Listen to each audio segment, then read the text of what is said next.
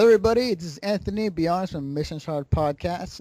Mission Start Podcast. Wow, already off to a great start. Um, with me tonight is Gregg Dietz. Hello, everybody. And if you guys haven't noticed already, Gregg Dietz did a feature on our site, the top 10 video game franchises. They're up on the site. Really good, awesome stuff. Go check it out. Please do.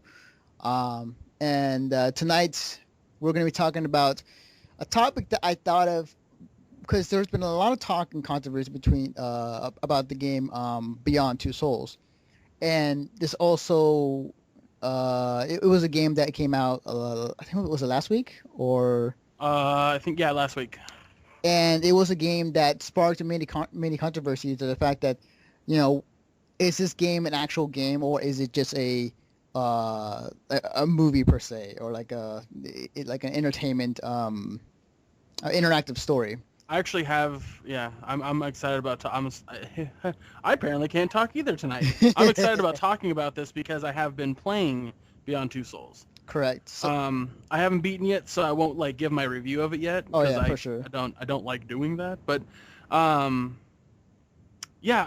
for one, I'm interested to hear what the controversy is, and two, I always have an opinion on stupid controversy. So, before we get into that, Greg, what have you been up to? Other than writing that article and I guess making these jewelry boxes with my father, which we haven't even. I don't know if I've told you about that, but we haven't even set up like a site or anything. But by me going on to Twitch and talking to certain people in certain streams, I have sold 3 boxes. Nice. We made a Nintendo controller box. Mm-hmm. We are right now working on a Mega Man X4 box. Ooh. And right after that, I'm gonna be working on a Final Fantasy X box.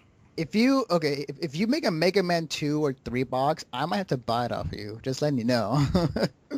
It's upon order. So if you order it and we make it, then you have to already want to buy it before we make it. That's gotcha. Kind of how. I see. So if you want that box, you let me know. Anyway, we'll talk about that after. The other things I've been up to is I put up a review of on your site, a written review of The Wolf Among Us, which is the new game by Telltale Games based off the comic Fables. Mm-hmm. I won't go too deeply on it on the podcast. I want people to read the review, but that game is a lot of fun. I played it twice all the way through so I could get both pseudo endings. Mm-hmm. Plus, when the next episodes come out, I want to have, multiple playthroughs so that way I can see how other things turn out and whatnot. Right. But if you're a fan of the Walking Dead Telltale game, definitely pick this one up. It's totally worth it. Very much point and click like the other game, except that weird point and click that they've created for console. Right. I've been hearing a lot of good stuff out of this game. It seems that Telltale finally found a niche where they're really good at and people really love. Well, I think the brilliant thing about doing games like this, like The Walking Dead and this, is that you're taking from franchises that people recognize, but you're not trying to recapture the flair of the comic. You're just doing your own thing. Mm-hmm. The thing I love about The Walking Dead is it had a completely different cast of characters. Yeah. No, I mean, of course, what made that game solid was the writing. Mm-hmm. It was really well done in that department, and it's the same for The Wolf Among Us. Now, yes, they have had some mishaps in the back with the Back to the Future game, and I think there was one other franchise game that they had made, mm-hmm. but I don't remember the name of it. I'm gonna look it up right now while I talk. Right. But what The Wolf Among Us does that I think is so brilliant is it takes place quite some time before the comic even picks up. So the events that are happening have no influence on the comic whatsoever. And that, to me, that's brilliant. That's, hey, play our game or don't, but just so you know, the game is it was co-written by Bill Willingham, the guy who wrote your comic that you enjoy. Mm-hmm. And it's voiced by our phenomenal staff, written by our phenomenal staff. Now, Yes, of course, when you have such, close-knit people in your group, you're going to have one or two kind of sour actors, but luckily these sour actors do not play pivotal roles. So, Right. I mean, that goes for both Walking Dead and this one. Um, I, I can't talk enough about it. I love the art style. Oh I yeah, love for the sure. music, the ambiance, like everything about it's so good. Yeah, I've heard that the action is there's a lot more action in this game than Walking Dead, but it works and it's not kind of out of place.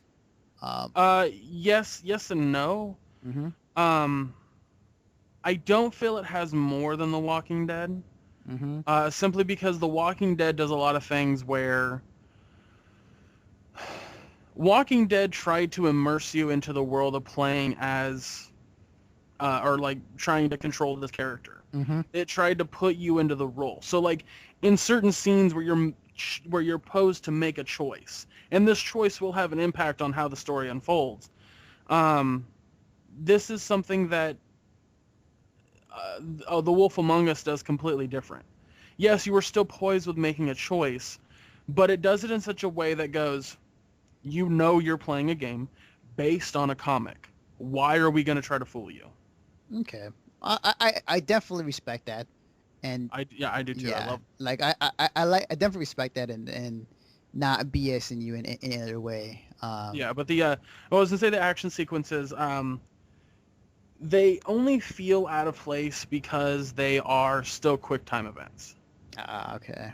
There's the scene where you're chasing a character, or Big B is chasing a character through a building, and you are supposed to be pressing buttons as they pop up, or directions, up, down, left, or right, depending on like what obstacles in your way. hmm My problem with QuickTime events, as I've always had a problem with QuickTime events, um, as you may be like you're anticipating it, hmm you're never properly anticipating it. Mm. So I Okay.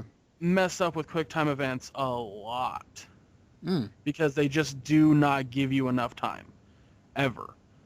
Hmm. And it's so frustrating. Like I now granted, what makes this good is that you can redo stuff pretty fairly easily, and you can and messing up like in other QuickTime events did I ever tell you about when I played GoldenEye, the remake of GoldenEye with Daniel No, Craig in it? no, you never told me about it. So I was playing that game for a review, and I get like the ending of that game was some of the worst I've ever played. First off, you're on that giant satellite like in the Pierce Brosnan movie. hmm You're on the Golden Eye, and you're in this room. Now Natalia, played by some other chick, she's moving from computer to computer in this giant room, and what you're supposed to do while she's on the computer is just take out guys coming in. Now, what made this scene so damn difficult is there was no indication other than you getting shot as to where these guys are coming in, and they could have come in from any direction. Hmm. So it was very difficult, and the problem was is that she couldn't die, but every time she took a bullet, she lost like 10 seconds. So it just took it was way too long. Hmm. Like, it wasn't difficult, it was just mundane and boring. I see. So then right after that, you will have to go through this, like, maze. And the way the maze works is that the GoldenEye is shooting at you from Alexi, or Alex, or whatever the fuck he was called. And Right. anyway, he's shooting the GoldenEye at you. There's enemies on this like, catwalk, this weird maze-like catwalk to get to him. And then every time you take a wrong turn, you are hit by the beam. So then the game just becomes trial and error over and over and over. That became mundane, and I just couldn't. I was getting so pissed off because it was just that ridiculous. Wow. Then after that, you go to the longest QTE I have ever experienced in a game. This QTE, I timed it. If you did it correctly, lasted 10 minutes. Jesus. You mess up one time in that 10 minutes, you go back to the beginning of the 10 minutes. Oh, that sucks. Wow. It was so unbelievably frustrating. And I'm not done. That's not the end of the game. After you finish that QTE, There is another boss fight without. Now this is the last thing you do in the game, but this boss fight is possibly one of the most ridiculous. Yeah, ridiculous. That's a real word. For some reason, my brain was like, you didn't say the correct word. Most ridiculous, over-the-top, longest fight I've ever experienced in a video game. Is like, it of all time, would you say? From the moment that you're helping Natalia with the computers to this moment that you finally defeat Alexia on the bottom of the GoldenEye in this weird boss fight kind of battle, it's seriously about 3 hours. Ooh. Maybe longer. Damn.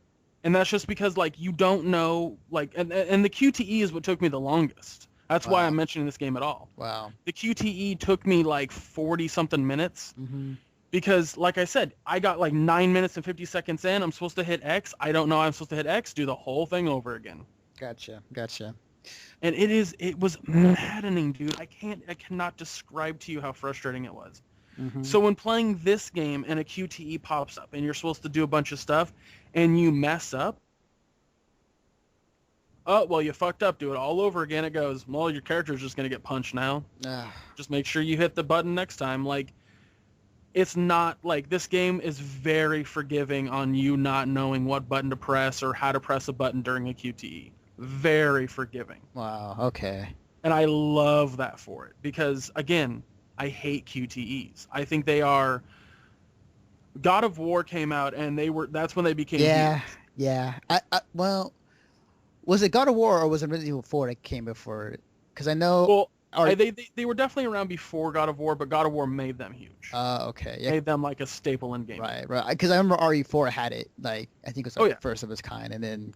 Yeah, a lot of games have had it. It's just because that was like a major mechanic of God of War. Like, it just became a thing. Gotcha. A lot of games were using it, and a lot of games were trying to use it and just failed miserably. And I've never played a game that did it correctly to where I didn't go, ugh, as soon as it started. Right. So, thankfully, Fables and like a game like Walking Dead, like Telltale, essentially, like they've done a really good job at making QTEs bearable. Gotcha. Okay. And that was a long story to basically tell you the QTEs are decent. It was a very detailed story at that. I hope it was an entertaining story. It was good. But yeah, no, I highly recommend The Wolf Among Us. I think it's great. But go read the review. There's more information. About how I feel about it. Oh, for sure. By the time you're listening to this, it's already been up, advertised, and art's already up for it. So go please check it out. What was I gonna say? It's fitting that it's coming out right around October, Halloween month. So that's it's always cool. Cool. What else? Anything else you've been up to? Yeah, I beat Rayman Legends the other day. Oh my god. So first, let me say, I was at Target the other day. I was walking around just burning time. My grandma, my dad were off getting stuff. I happened to pop by the electronics area, which I do every so often. I'm there, and first off, I'll admit I never touched a Wii U at all until I went to Target the other day. I picked it up, and playing it, it's like obviously the controller is like it's big and bulky. It's basically a tablet. It's like whatever. But then when I started playing Rayman Legends, the one that it had there at the kiosk, I couldn't help but smile the entire time when I was playing that game. First of all, the girl character, what's her name? The one that talking about the like little Viking girl. Yeah. I have absolutely no idea. She doesn't have a name. She's just she does. I just don't know it. Okay. I don't I didn't pay attention to any story that existed in that game. I was just like, this is a fun little platformer. So okay. First off, this year she is the cutest character I've ever seen in a video game. Also because she reminds me of the girl from Brave. So but yeah, like I was standing there playing a game and I couldn't help but smile the entire time because that game is it's so colorful. The platforming is so great. Just everything about it. The music was great, and it's just like even with the Wii U, motion thing that was it was interesting. It was kind of a gimmick, but still, it was like, wow, this game is, God, I need to play this game. It's a lot of fun. I I had played the first one, Origins, Mm-hmm. and I'd never been really a Rayman fan, and I had played some of the earlier ones when I rented them through or on the PlayStation, I think it was PlayStation or PlayStation 2, Right.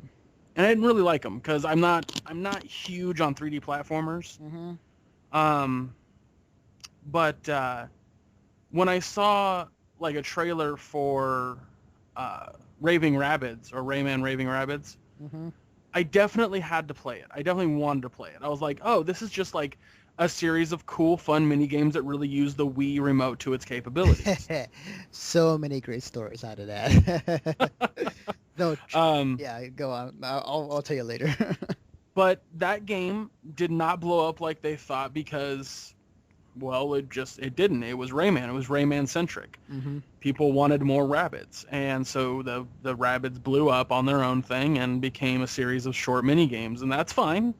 But Rayman is still a beloved title by Ubisoft, and so they made Origins. And thankfully that they made Origins, because that's a game I can get behind. That's a game I definitely want to play. And I beat Origins. I loved Origins, and I thought, well, of course I'm going to want to play Legends. I think like they're adding new mechanics to it. It's going to be a lot of fun. So, Mm-hmm. and sure enough, it was. It was really difficult towards the end. Like, there were levels I was stuck on for I don't even fucking know how long. And it wasn't like the great thing I love about like when a game goes, this is your fault, not our fault.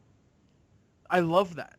And I say that simply because if I just don't jump right or I didn't notice something and I die because of my poor mechanic or my poor playing, Mm-hmm. then like, yes, I want to beat it, but I'm not mad. I'm not like angry.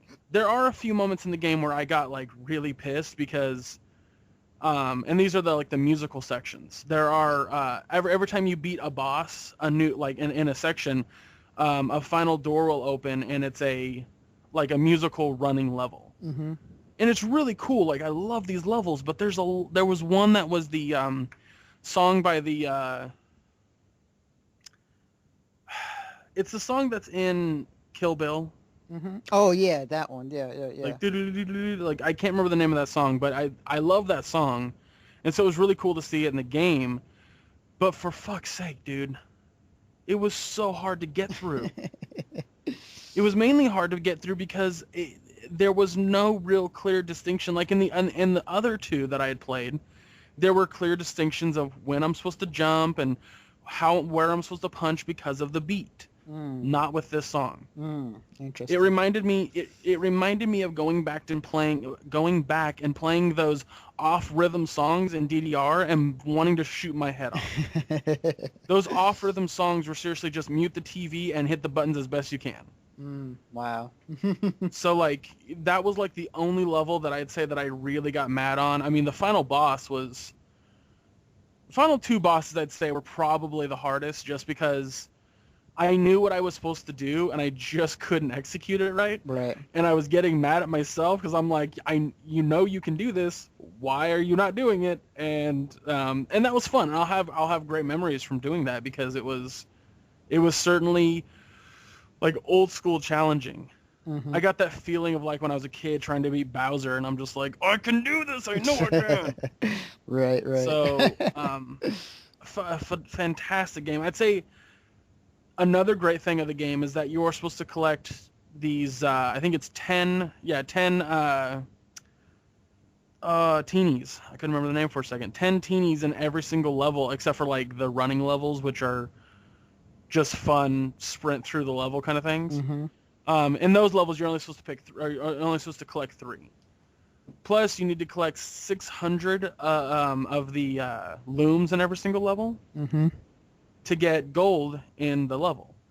There are, I think, 10 levels per world.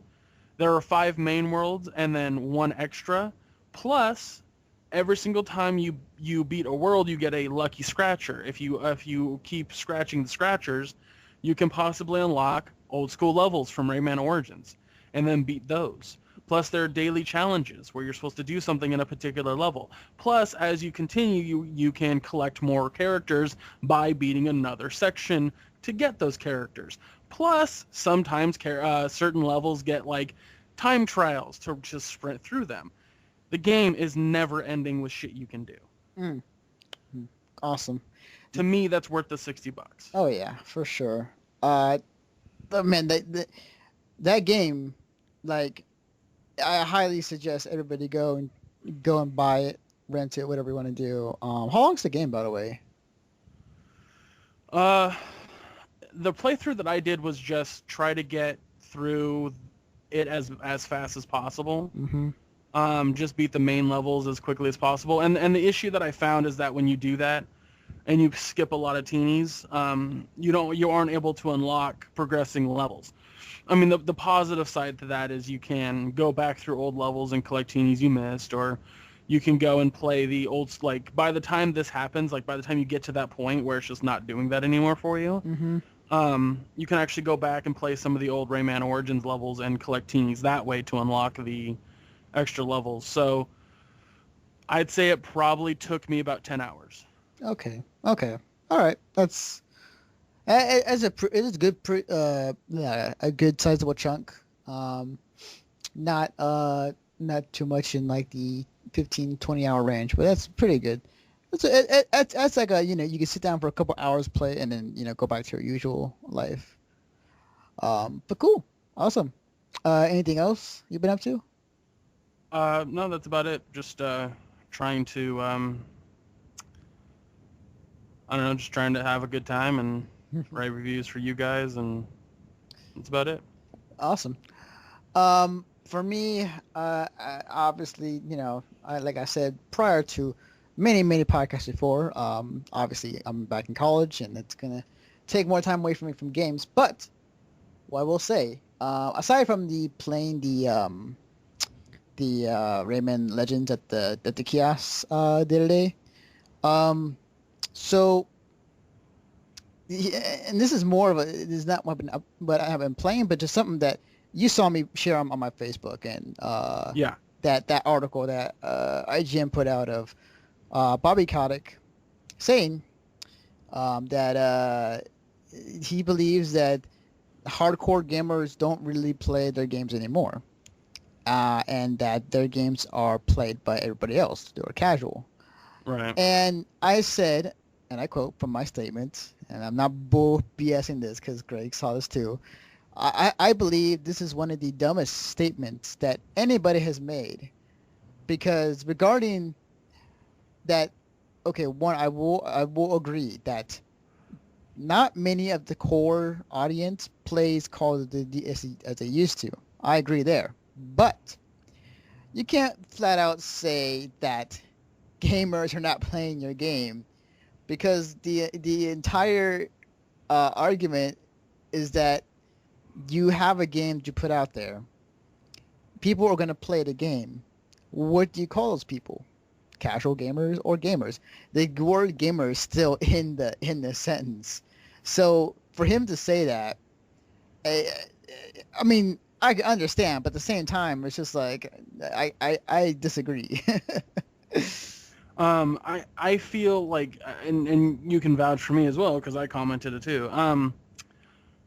I don't see the point in personally giving a shit what he says. Yeah. Sure. Even if I was a huge fan of the Call of Duty franchise, why should we ever care what a developer says? That's true. Unless he's saying something in the regards of like, hey, I'm leaving this company to go to this company to make this game. I just don't think we should care. I mean, the guy who runs Rovio said console gaming is a thing of the past. How many times did Cliff Bleszinski say some stupid shit about fucking gaming while he was developing Gears of War? It's true. It's very true.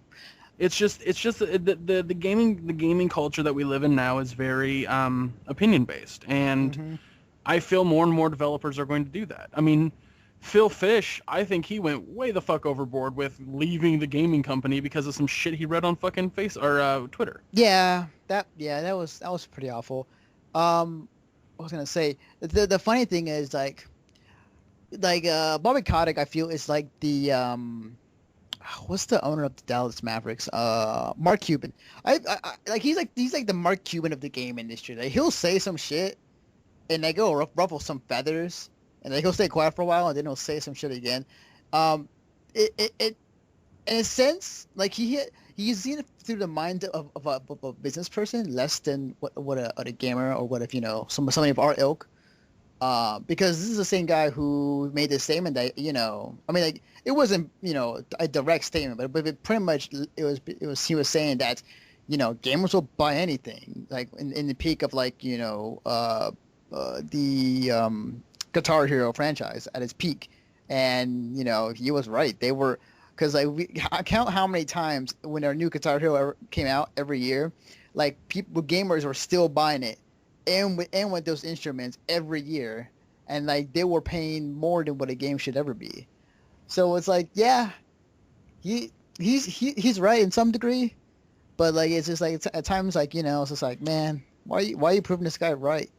Well, what are you guys doing? Well, of course. I mean, of course he's correct. Anybody who is worth their grain of salt when it comes to being a gamer in the regards of playing video games that's just it.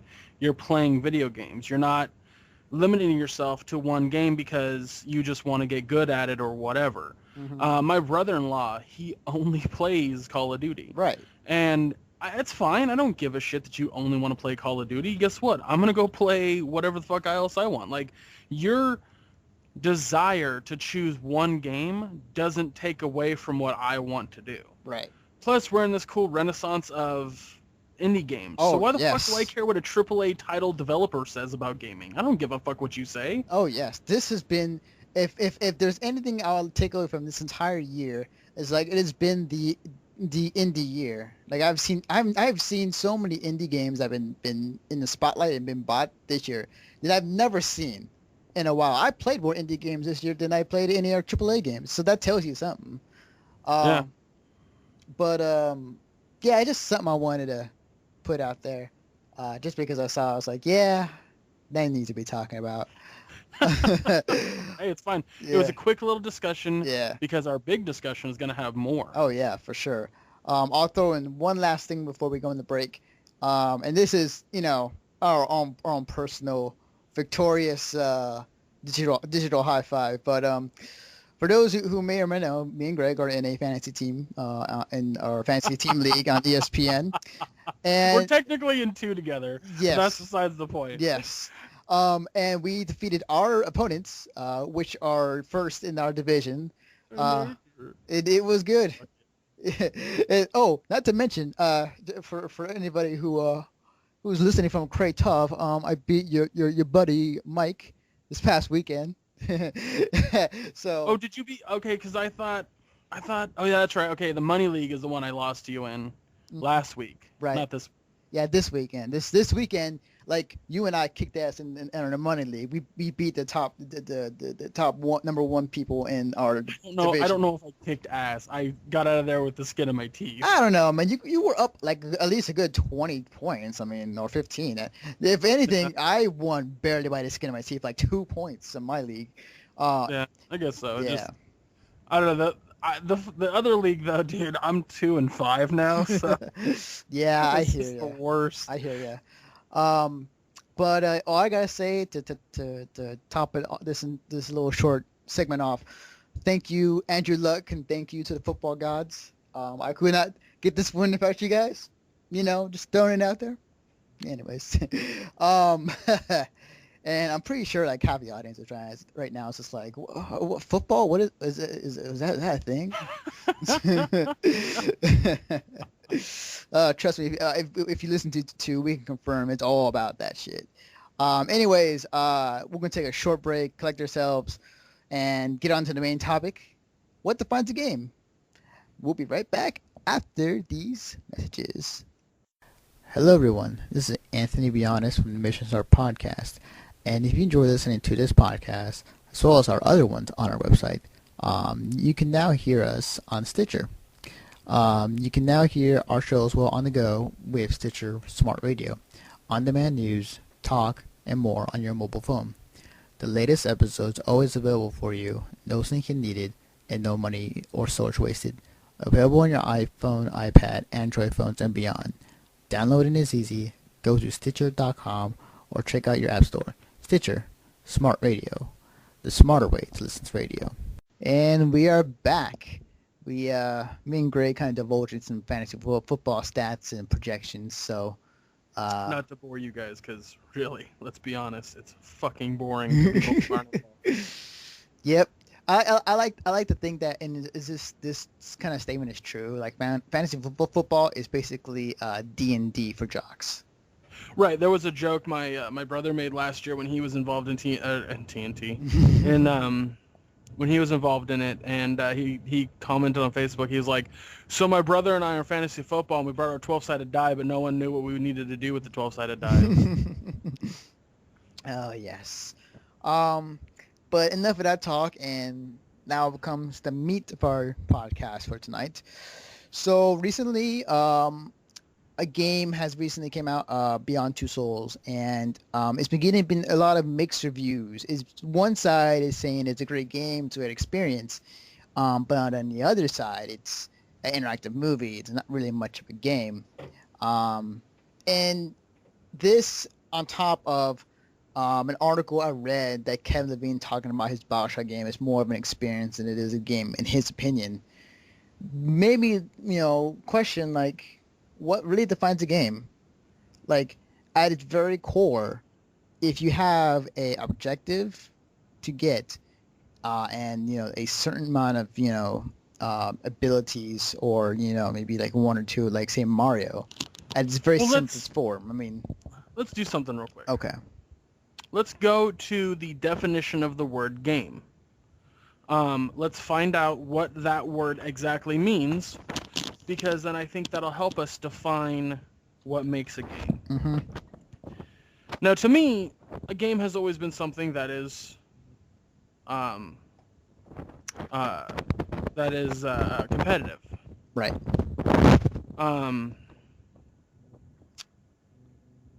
And this can go as far as, like, as history has shown, like, back in the Aztec days, not talking about video games specifically, but just a game, like the origins of, say, basketball, and how that was made, and whoever won survived, whoever lost died, or sacrifices to the gods. There has to be an objective and a competitiveness to it, of any sort, at least back when it was, in the early heydays of what a quote-unquote game would be. Okay, so I found the definition. Okay. There are 5 definitions. Okay. There are 2 nouns, which is a form of play or sport. A competitive one played according to rules and decided by skill, luck, or strength. Mm-hmm. Number 2, or the second noun, a type of activity or business. When you go and shoot a buck, you shot game, Okay. Then there's the adjective, eager and willing to do something new or challenging, like I'm game for that, kind of thing. Mm-hmm. And then there's 2 verbs. The first verb is play games, a chance for money, so to gamble, kind of. Mm-hmm. And then 2 is manipulative, typically in a way that is unfair or scrupulous, to game the system, if you will. Okay. So, which one of those specifically relates to video games? And to me, that's the top one. A form of play or sport, a competitive one played according to rules and decided by skill, strength, or luck. Right. Which I totally agree. And those other ones could be used for other games that have that sort of thing in it. But they're not. But they don't define the game itself. Right. So, to me, a game has always been just that. It's something that is competitive. Mm-hmm. That's why I prefer to play games that have a multiplayer that I can compete in. When I play something like let's take what I talked about earlier with Rayman Legends. Mm-hmm. I wasn't playing a game. I was playing an interactive experience. I was playing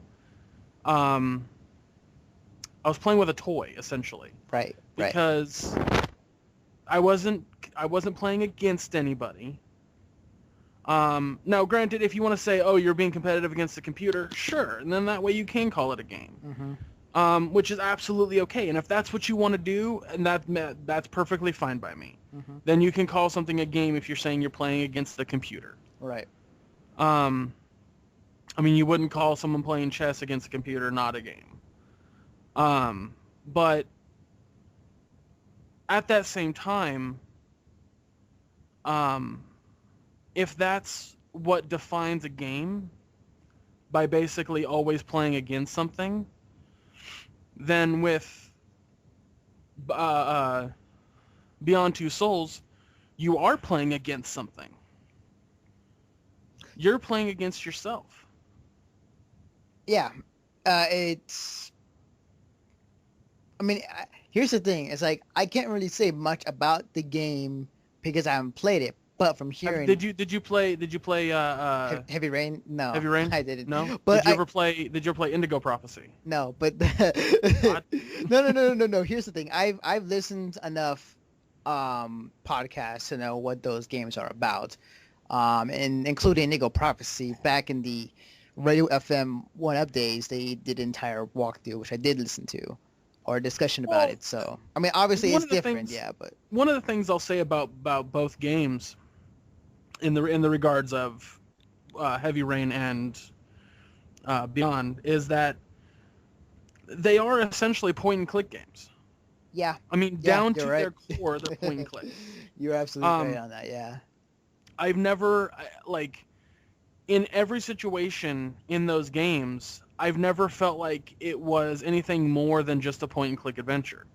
There are moments in Beyond and in Heavy Rain that are action-packed and you need to press forward and kind of do a little platforming, but it's still not like there's a direct path you have to take. There's like a direct thing you have to do. So it's not like there's like it becomes Crash Bandicoot for no fucking reason. Right. So to me, if you want to get philosophical with it, then you can call it a game. Due to the fact that you are playing against yourself. You're playing against your own mind. You're playing against your own skill. Mm-hmm. I mean, take fucking a game that Phoenix Wright or Professor Layton. You aren't necessarily playing a game in the regards of being competitive, other than you're playing against yourself with your own skills. That's true. Yeah. It's funny how, I wouldn't say controversy, but this kind of mixed feelings about this game is I feel that to many core gamers, a game essentially like Beyond Two Souls doesn't feel quite as a game as other third-person action adventure games feel. Like there isn't enough for them to feel like this. I can explain why that is. All right, go on. There's a level of immersiveness you get from controlling a character through an entire storyline. Mm-hmm. When you control Booker, you are making decisions as Booker. When you're controlling Commander Shepard, you're making decisions as Shepard.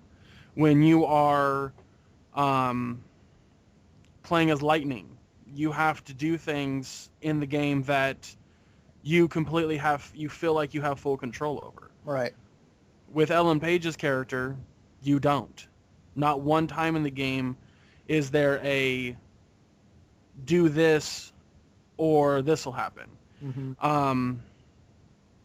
And I think that like,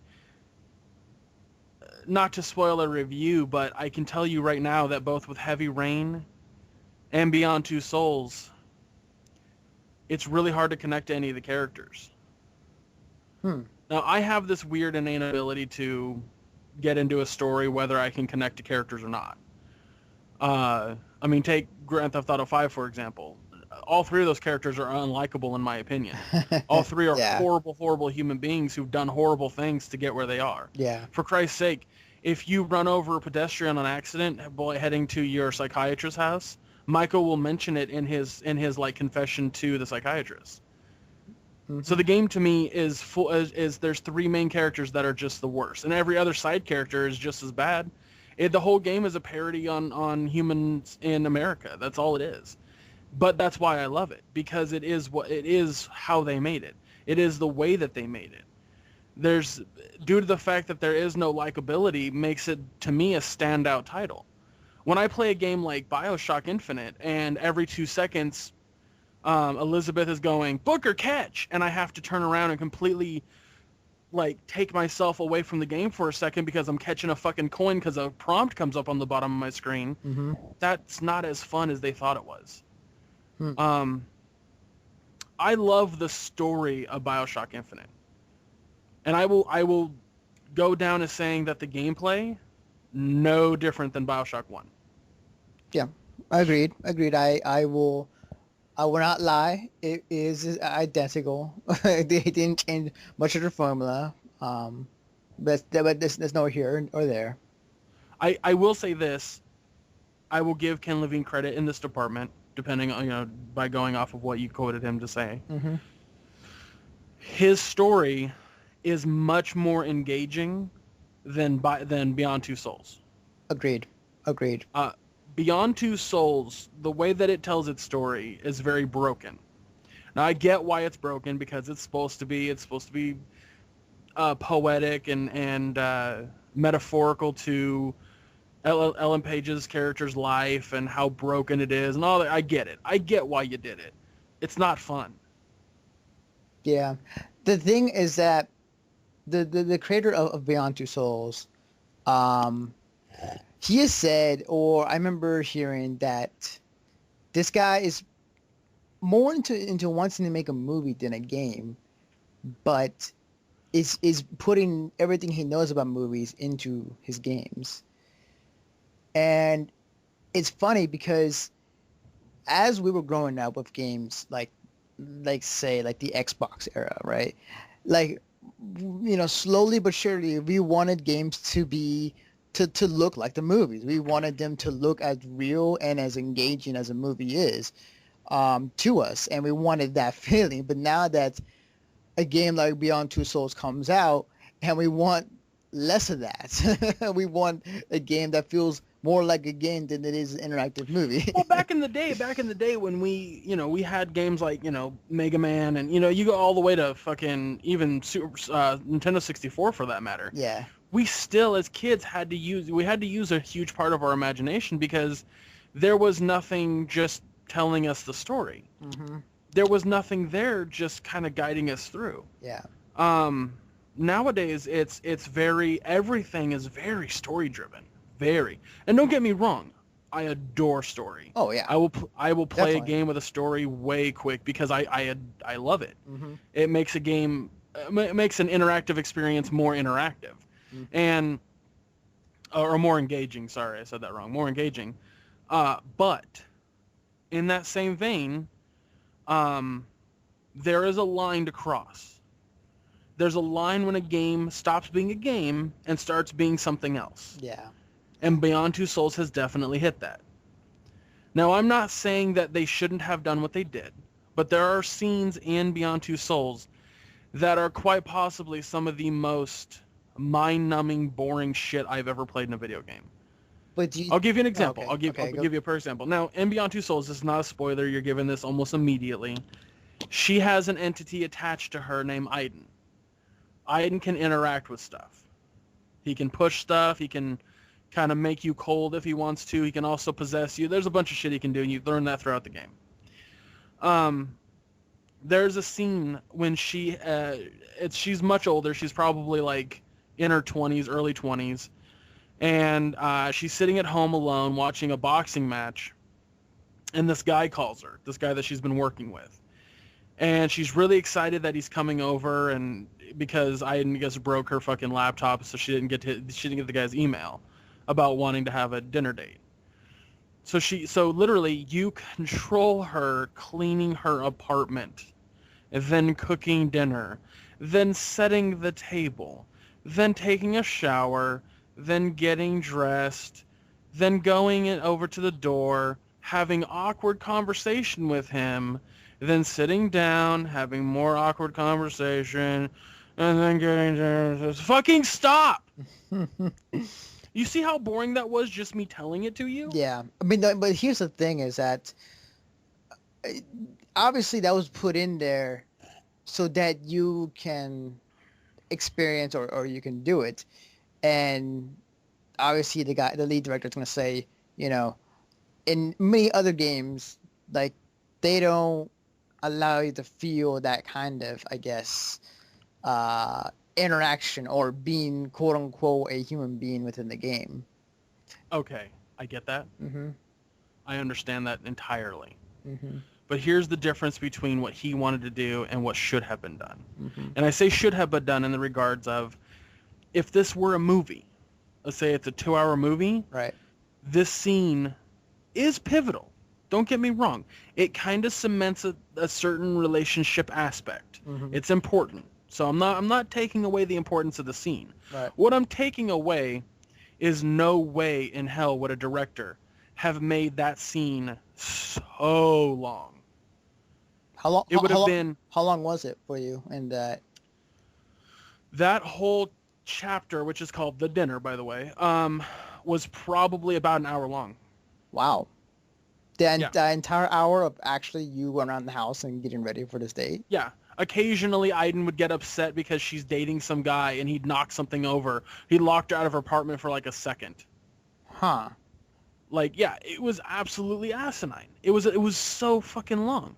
And it was like honestly, like she should have gotten up, gotten the phone call, like ran to the kitchen, started cooking, then ran to the living room, got a button, like cleaned up everything, and then after it was done cooking, put it on like another side of the oven, then ran to the bathroom. It does a quick jump cut of her then getting out of the bathroom, drying her hair off, and then going to her closet, and then like looking at outfits for like a second, and then going to the door. That's how long that scene should have been in a movie, and that's how long it should have been in the game. I understand that he wants to tell a cinematic story, but having an hour-long scene that it was just so boring to play. There was no game to it. Clean Your Apartment, the game, Rush for a Date, the game, it was really lame. Well, people can argue about you do that in Sims all the time. It's like, but I've chosen to do that in Sims. I didn't choose to do that in true. Beyond Two Souls. Yeah, that's true. That was forced upon me, Yeah. especially with earlier missions being way more enigmatic, way more energetic. Like, that was terrible. There was no surprise to it. There was no yes, the scene is important, but the scene would have been just as important in 5 minutes. Yeah. It's interesting to hear that, because like obviously when a creator creates a game, or when a company releases the game, they have their own view or their reasons for different things, artistically or non-artistically. I don't know, it's very interesting to hear that.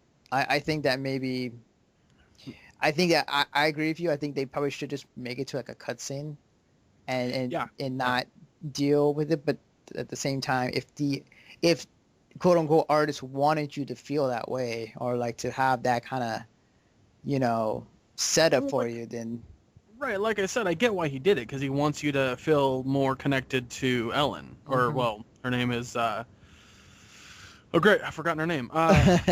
They want you to feel more connected to Ellen Page's character, but the point I'm getting at is you don't. Yeah. Because you're so concentrated on making sure you get these QTEs on time, and that as you're walking through the house trying to clean it up, that you want to make sure that you get everything cleaned up and situated just right, so that way when the guy comes over, you get that little ding of satisfaction that he thinks you're a clean freak or what the fuck ever.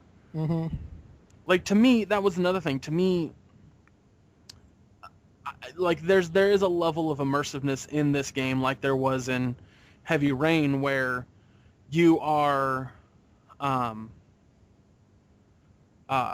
immersed to the point of like you don't know where the story is exactly going. You don't know like okay, let's take fucking Mass Effect. Couldn't think of Mass Effect. Okay. Let's take Mass Effect, for example. every time you make a choice in that game, you know it's heading towards the good side or the bad side Mm-hmm. because you can see it. Every time you choose it, you can see that line. Fable, you can see the line. In most games, you can see that. It's very clear. This game, however, is not.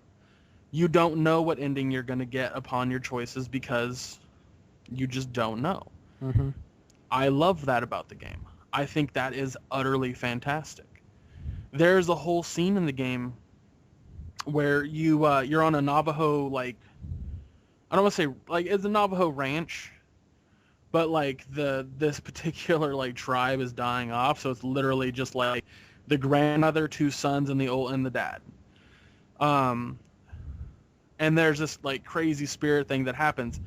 That entire section is actually is completely engaging. Mm-hmm. Every ounce of it, I was just like, what's gonna happen next? Like, I can't wait to find out. There is a moment where you're doing chores, but it's quite literally like, hey, can you go get a bale of hay from the barn? So you walk over to the barn, you have Iden help you get a bale of hay down, you walk it back over to where the sheep are, and you're done. Then you go get some water from the pump, and then you're done. That's fine. That's great. That gave me a little bit of something to do while looking at the outside of the entire ranch, since I hadn't done that yet. Mm-hmm. I knew the surrounding area, Right. which was really smart, and it didn't feel boring because it was one simple chore, or two simple chores, I should say. And then after that, it was go have lunch and interact with these two characters and learn more about what's going on with this ranch. Why did I have to get stuck in my room all night that night? Mm-hmm. What the fuck is going on here? And then later, you meet up with a horse. Well, there's a horse on the ranch, and you use Iden to kind of calm the horse down or whatever the fuck you did. I don't remember exactly. Right. But all of this is great storytelling because what it's doing is it's setting up for the next part, which the next part was really, really exciting. I won't go into it for spoiler purposes, but it was really exciting. And then the section right after that was basically puzzle solving. You had to figure out what to do. It was all really fun and really engaging and great storytelling. And then there's the dinner. Hmm. And it blows my mind that like certain developers are out there like knocking this game for what I think is seriously just the dinner. I know it sounds like I'm giving this game shit. I'm not. I'm not giving it shit. I'm just giving it shit in certain parts. Mm-hmm. I think that there are a lot of moments in this game most of the moments in this game are utterly fantastic. There are moments when it's intentionally eerie. There are moments when it's not. Right. And it's just fun. There are moments when it's scary, exciting. It gets your heart pumping. Mm-hmm. And then there's moments where you're playing as her as a little girl playing in the snow, literally. Yeah. The thing is though is that because I didn't think of this when you said it, but you're right. These games are a point and click adventure game, and we, for the most part, like we all agree, like point and click adventure games are games. Like we all agree with that. And you were definitely right when I thought about it, because you are walking around, you are clicking on certain things with the buttons you have presented to you. And you're interacting with that environment. And you're totally right on that. The thing that it's a little stretch, but I'll try to make this comparison, is like other games who are trying to kind of be like Beyond Two Souls, and the fact that it feels kind of like an interactive movie, or kind of feel like you're not much in control of the character as you used to. Is the more later in the series, but the Metal Gear Solid games, and how the huge complaint is just like there's like a good action for like 5 to 3 minutes, and then like a long 2-hour cutscene where you're not in control. You're actually just watching virtually a movie as happening in front of you. It's kind of like playing a. It's kind of like playing one of those choose your own adventure books. Oh yeah. Yeah. And I think My problem with that is, and I don't know if you remember this, but Choose Your Own Adventure when you were a kid was cool because it was unique and different, and it felt different. Yeah. And that's how I definitely felt about Fahrenheit, Mm-hmm. or I'm sorry, Indigo Prophecy. Yeah. And I definitely kind of got that feeling as well with Heavy Rain. Not so much with this one. I think that, that's definitely like a point I think he's trying to go with is it's like a choose your own adventure. And Right. there are absolutely games that do that. Mm-hmm. There are games that make you feel like it is a choose your own adventure situation. Right. But I'd say the thing that I don't like, the thing that I'm unhappy with when it comes to gaming as a whole, when they try to do the choose your own adventure situation. If you were to read a book like that as an adult, you'd hate it. You'd get frustrated. You'd find a way out of it. I've never met an adult that goes like, oh yeah, I'd read an adult choose your own adventure book. On the basis of, as far as like, I'm kind of confused. Like, wouldn't like it would not be cool to read or to do? Like, what exactly is the? No, what I'm saying is like if I were to give you the new Dan Brown book, Okay. but Dan Brown was like, oh, it's a choose your own adventure that stars whatever the character that he has in his 3 other books. Mm-hmm. I don't think he's British, but I'm just Yeah. Right. fun. Yeah. If I was to hand you that book and it was a choose your own adventure, so basically like you'd read like a chapter, and then it was like, if you think you should do this, go to this page, and if you think you should do that, go to this page. You'd not like that book very quickly because of 2 reasons. You want your cohesive plot. By doing a choose your own adventure, it is not cohesive. Gotcha. And I see that way too often with these games. I see that invisible line, and to me, on a personal level, that's why I think Beyond Two Souls is actually a really good game, due to the fact that it does not do that. I see what you're saying. I wasn't getting you for a second. Yeah, I agree. Like, if a story is written and put out there for somebody to read it through and understand it all, that's great. But if it's broken up to choices where it would kind of stray up what the story was originally about, or kind of like, choices that would make the character choose differently than what originally it could have been, then it does have that, different taste than it would originally. Yeah.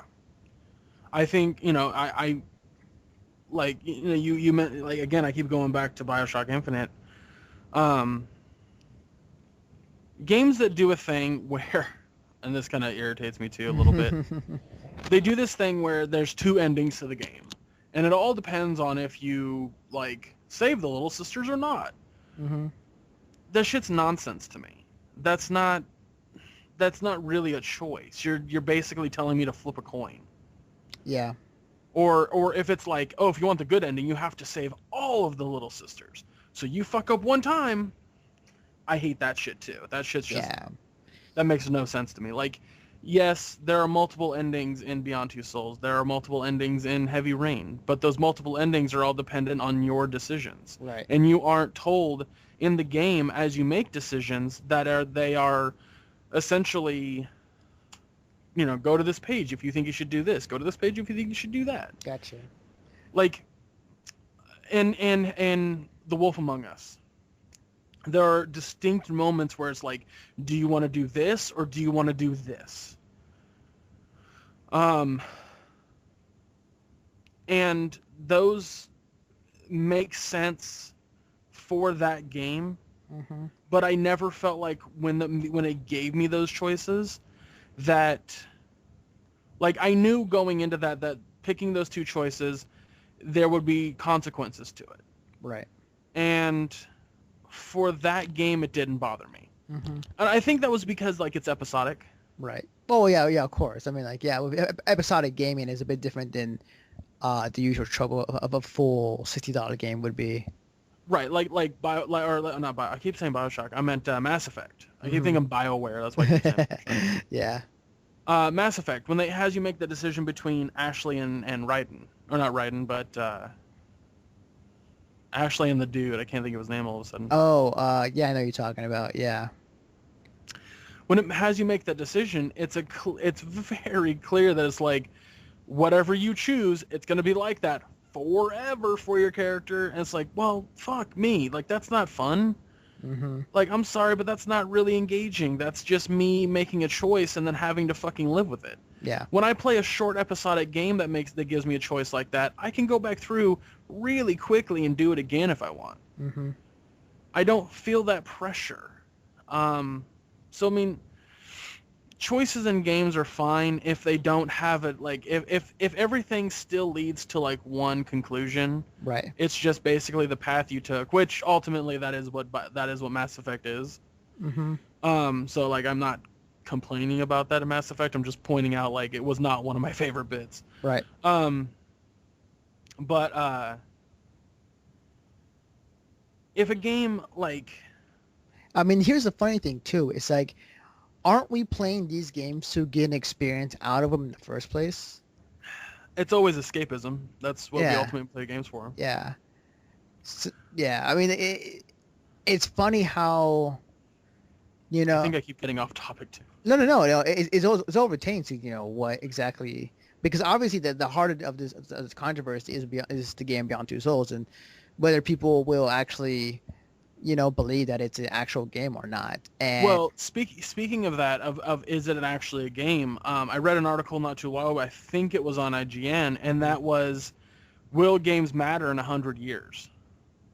So, like, take art for example, or movies for example. hmm They are completed pieces of work, yes, right? yeah, If you take sculpture or a painting, hmm yes, they can corrode and decay over time, but with proper upkeep, they'll never really die. Can that be said for gaming as well? yeah, Well, yeah, and the reason why I say this is because, um, think of like, okay, so it's been about, I'd say it's 2013 now. When was like 1985? That's about like, or 1986. That's like 14. Say like around 30, 40 years, give or take. We still remember Mario. Like, uh-huh. we still remember Pong. Like, we still remember these original games that came out long ago. We remember them, but can you go back and actually play them on the original console? Yeah. Oh, or I mean, like today, or are you talking Yeah. about? Well, there's a lot of games you can't go and play today because they just don't exist anymore. Right. And that's simply because it was a disposable art. It was never meant to last more than a couple years in the first place. Back then, at least. Back then. Yeah. Yeah. I mean, yes, there are museums that have this kind of stuff, and they exist, but we only remember them now because of the ways that we like gaming. The article was basically talking about how gaming is a lot harder to kind of keep in people's mind's eye for too long. Mm-hmm. Like Halo will definitely be the next like big sci-fi thing that still transcends time. Right.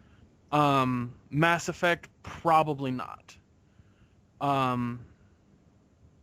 Also, like, they were talking about how the internet has a huge influence on what will stay as art. Yeah. We will always remember Shadow of the Colossus because it's a very artistic game. Right.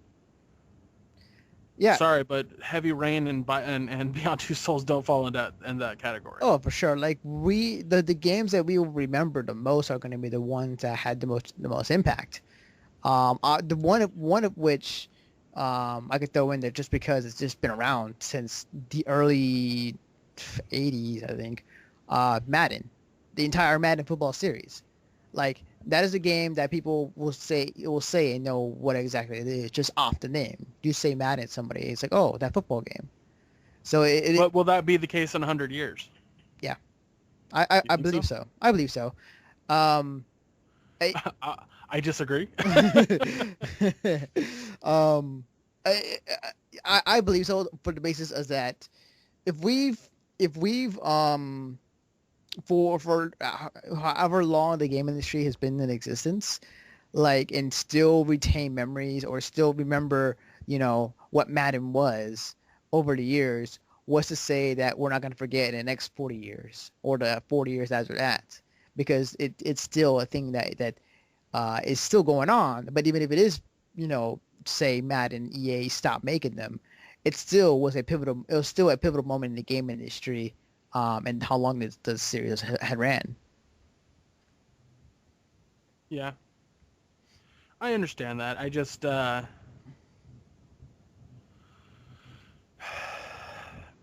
don't know. It's hard to I don't know. I'm trying to properly not come up, but Right. voice my opinion on the situation, just due to the fact that I truly don't feel. I'll just say this, just to kind of preface kind of where I'm going. Okay. I've always felt that video games are an art. Okay. I've always felt that they will be a lasting art. Whether certain games are remembered or not, they will last forever. As long as we have technology to have electricity, Mm-hmm. we will always have video games. And how they advance is not for us to say because we don't really know, but they will always be around as an art. And as we get older, people will start more like our generation and people under us will start appreciating it as an art. Mm-hmm. And there'll be places, mainly YouTube probably, that showcase that art in a very unique fashion. I go to a thing called Trash Film Orgy, where we watch these old terrible movies that were made on a very low budget and make fun of them on how bad they are. Right. That could possibly exist, 50 years from now. I don't know. Yeah. But one thing that I do have to say about gaming that, for one, is a stain on gaming nowadays, is unjournalistic opinion. Now, I say that in the regards of Mr. fucking whoever the hell he was that from Activision Mm-hmm. or Infinity Ward saying some shit about the gamers. Mm-hmm. Shut the fuck up. What are you doing? Some asshole online bitching for an hour and a half that he hated the ending to Mass Effect 3. Shut the fuck up. No one cares. Right. Ken Levine coming out and saying, I don't like how the Beyond Two Souls plays. No one cares, Ken Levine. Just go work on your next game. Like, that is the stain on gaming. And that stain needs to be removed. If we're ever to advance gaming as a culture, as a art thing, there's a word that I can't think of. Right. It's unfortunate that we live in a time right now where gaming in general is struggling to be considered an art. There was a beautiful animatic I saw a while back when Roger Ebert had said that gaming is not an art, that games are not art, before he passed away. Yeah. There was a beautiful Yeah. there's a beautiful little animatic with a guy narrating over it, and he basically was talking about back when Roger Ebert was really young. If let's say there's a club, an exclusive club called Art. Movies were not allowed into this exclusive club. They didn't have a place in there. But as the people who were outside with the movies, waiting for movies to be let in, the people who were running the club died. The people who were able to run the club right after were the people waiting outside with movies. So then movies were let in. And so by the time, those people who are still running Club Art, after they die off and the next people are in line to take over, then video games will be considered art. Yeah. There will be a time down the road where we will see the Oscars of art. Oscars of video games. A properly Oscars of video games. Right. We have awards for video games, but they're always just like hey kids, it's video games. It's like, dude, stop. I'm 30, man. Yeah, like we do. I'm not a kid anymore. Like the televised award shows are not as great as the ones that are streamed online at like GDC, or other, Yeah. The stuff that's not televised is definitely stuff that should be like the stuff that the stuff that is televised shouldn't be, and vice versa. Yeah, exactly. It's unfortunate. Like that's my problem. Like that's why I'm so glad that we're starting to see this huge surge in indie games. AAA titles just aren't doing it for me anymore. Like I want to play Shovel Knight so bad. I want to play what's that one called? They're playing on Game Grumps right now. Well, they were playing it. They stopped for some reason. Rogue Legacy. Oh yeah, that game. That game's really awesome, actually. I want to play that so bad. Unfortunately, I can't because my computer's a POS. But but those games are phenomenal because there's heart and soul that went into that art. Right. When you get it, like I'll go back to movies, for example. If you make a movie that is a AAA movie, basically a movie that's designed to make money, that is an art. Yes. That is. Yes. That. What's that? No, I'm agreeing with you. I'm saying okay. Yes. Like, as much as I adore the Fast and the Furious series, those movies are not art. They are. I mean, if there's an art for how to make money, sure, then they're art. But they're not really art. Art to me is something that speaks to a person. If there's someone out there that's like, oh, Fast and the Furious speaks to my soul, then you have more issues than I care to take care of. But there are movies out there that are just that way. Right. Like someone the other day was like, oh, Avatar just spoke to me. I understand that. I don't agree. I think that movie is completely contrived, ridiculous, over the top. It borrows from just about every duck out of water love story you can think of.